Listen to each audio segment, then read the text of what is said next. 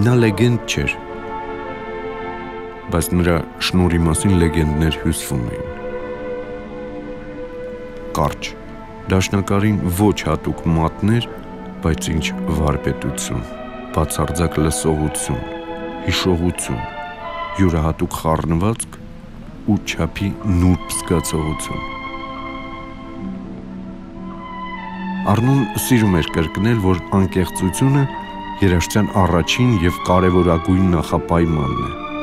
իսկ նրա չափանիշը զգացմունքայնությունն է։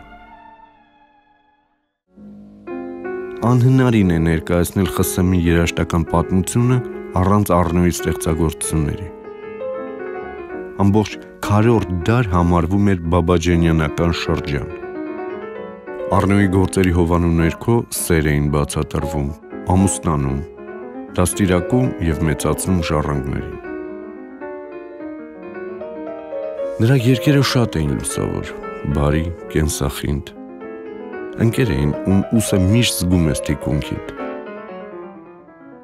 Երաժշտությունը կոչ էր անում մարդկանց ուրախ ապրել, ոչ մի բանի հանդեպ անտարբեր չլինել։ Այնպես, ինչպես ապրում էր ինքը, Առնոն։ Այդ պատճառով էլ ցանկացած պատմություն նրա համար նոր երաժշտություն կամ նոր երգ էր դառնում։